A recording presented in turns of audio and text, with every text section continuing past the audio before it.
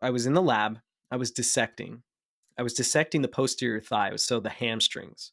And I remember as I was separating out the three hamstring muscles, I looked over my shoulder at the clock and realized I'm late or I'm about to be late and I got to go do a massage.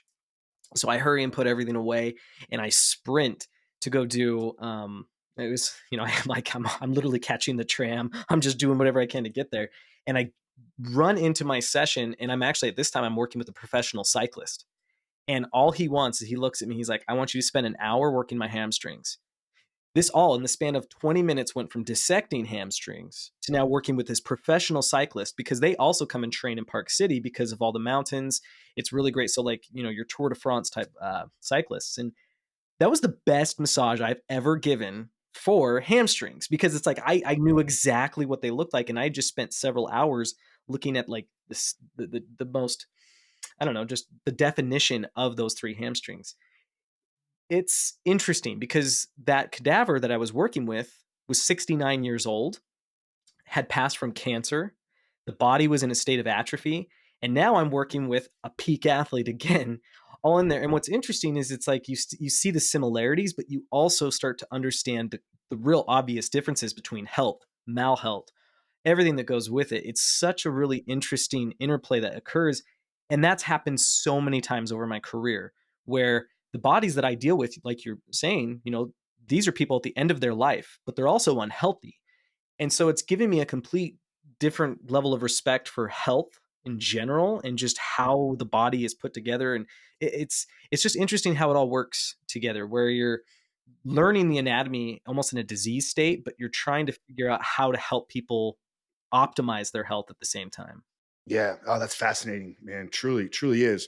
You said that all the people all the cadavers are obviously they're dead, but unhealthy. Does that mean that there's no cadaver that just dies of natural causes and was like in peak physical state? Or is that something that's maybe sent to more your research based labs? Like, are you guys, because you're kind of privatized, only getting like, I don't want to say the bottom of the barrel because obviously the work that you're doing is truly important, but like, are you absent voided of getting like healthy cadavers, or is that not something that even ends up in labs like yours? Another great question. So I think it's best to kind of give you some understanding of just how body donation works in general.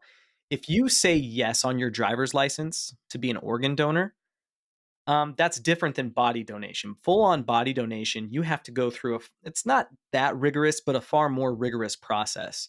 But here's the thing. So let's say, someone's 45 years old, really healthy for a 45-year-old, and they die. And they die in a way that their body is not compromised. Because if you die from trauma, you can't be embalmed because then the cardiovascular system is compromised and the embalming fluids can't literally make it to the whole body. So in order to donate your body, you have to be essentially just brain dead. Everything else has to be completely optimized. But if you're 45 years old and you're in really good health, there's chances are your organs, there might be some harvestable organs that could go save a life. So what that means is anyone actually under the age of 55 for most body donation programs, if you die in a way that you could have donated your body, they're going to look at your organs first. And if your organs are harvestable, they will do that and save a life rather than let you donate your body. Because once they cut open your body, it's the same as it was with trauma. Once they say remove a kidney, your cardiovascular system is compromised now. You can't physically be embalmed. So what that means is when you see body donors, those are almost all people who are over the age of 55 who were diseased so that they couldn't donate their organs to actually save lives, if that makes sense. So when you're looking at the body donation community, it is essentially all diseased people and elderly. At the same time, there are few exceptions. There's one cadaver that we have in the lab. She was 95 years old and she died of natural causes.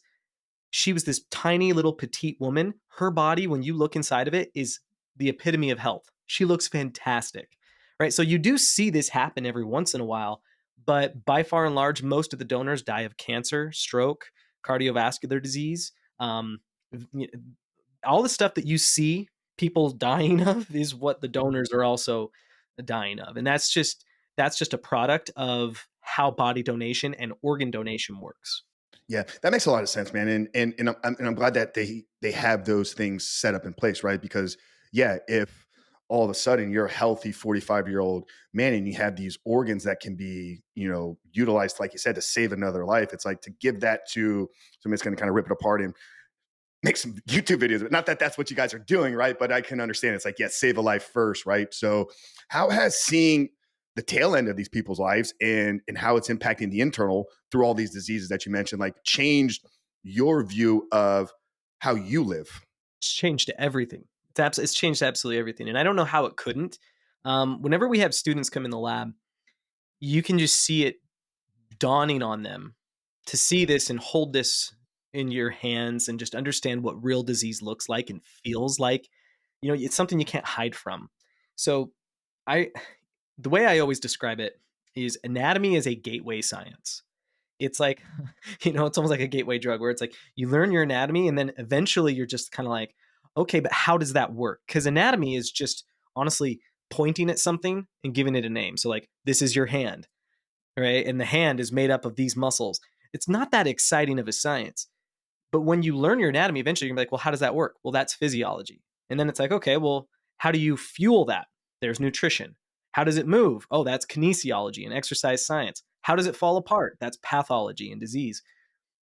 So when you start going through all of that, it's so powerful. It changes your perspective on literally everything about yourself.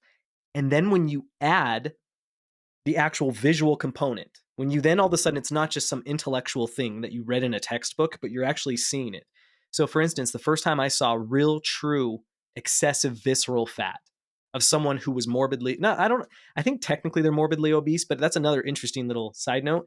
You can't be too big and donate your body to science because then you physically can't fit on the embalming table and they can't fit you. So it's like there's an upper limit. So I remember I was looking at this donor and they were capped out. But the amount of visceral fat, when you open it up, you're just like, that's the craziest thing I've ever seen in my life. And it's something that you don't need a textbook. You don't need an instructor to teach you anything. It's something you are experiencing in real time. And it's something you go home and you're like, all right, well, I'm eating some chicken and rice tonight. Like it's like you start to just have real true understanding. I don't pretend to be perfect. I'm far from perfect in terms of like all of my health choices, but at the same time, I can tell you, you can no longer justify bad behavior and things of that nature, right? Like growing up, I knew fast food was bad for me, but I didn't really know how. Well, now I do. And now I've seen what those things do. And so now there's like this level of understanding that just it comes with the territory of seeing these things and doing what I do. You can't help but just hold yourself more accountable because you simply just know more.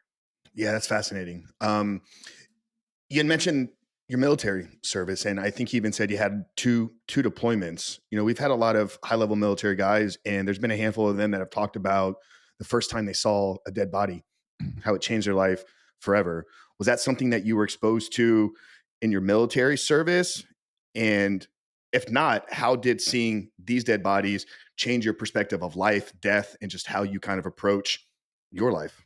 So, I actually had a very unique experience. I joined in 2006, and that was technically I signed up in 2005 at the height of the Iraq War, but by the time I did my first deployment in 2007, basically the politics of the entire region of Iraq had changed. Where 2 months before I got to Iraq, it was absolute chaos, and then all of a sudden, now we were training the Iraqi police and all sorts of like the kinetics had just essentially disappeared.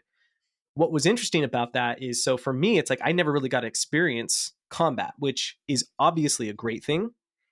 But as an infantry Marine who had trained all that time, and then all of a sudden it doesn't happen, believe it or not, as strange as this may sound, that does a number to your mind as well. And so it's kind of like the way I liken it is it's almost as though you train for a job and you go through all the schooling, you do everything, and then you get there and they're like, oh, by the way, you're not doing that. You're like, wait a minute. And for us, it was really difficult. So I actually spent my 4 years. In hindsight, this is great. This is literally the best possible situation. But I spent those 4 years basically training the Iraqis to take over the country themselves. And so I never really got to see like combat or dead bodies of things like that nature, which again, great in hindsight, but at the time for a 20-year-old kid, that was actually, believe it or not, it was hard. So, but what it did teach me though is, I mean, I spent a year and a half going outside the wire, mentally preparing myself. Like the way I and my friends we would prepare is we'd say, "Oh, you kind of like almost assume you're going to die, but you're going to do everything you can to make sure that doesn't happen, and you're going to protect your marine to your left or right." So what happened is kind of like I kind of learned to accept my death in some way in the Marine Corps. But it wasn't until I started working with body donors that I really started to go, okay, I understand what mortality really is. I understand how this works. I understand how fragile life can be. It's so it all kind of works together, right? The going outside the wire constantly as a Marine, and then working with body donors, being constantly surrounded by death, even though it's not a very sad way, it's a very professional form of death, if that's even a thing. um, it changes you. It changes your perspective on things. It changes just your approach to life. So for me, it's like this sounds morbid. I don't I don't view it as morbid though, but I kind of am always preparing myself to go at any moment. It's just I know that is going to happen, or it can happen rather. I do everything I can to not let that happen. I don't want that to happen, but at the same time, it's like I think I'm far more prepared for it than most people, simply just because of the job itself and being constantly exposed to it. And I've taught a lot of EMTs, paramedics. Obviously, I know a lot of military guys. When you this is a very common thing, right? This is not just unique to those who work with body donors. It's people who are just in this kind of lifestyle where you are exposed to death frequently. It just changes your approach and just your understanding of it.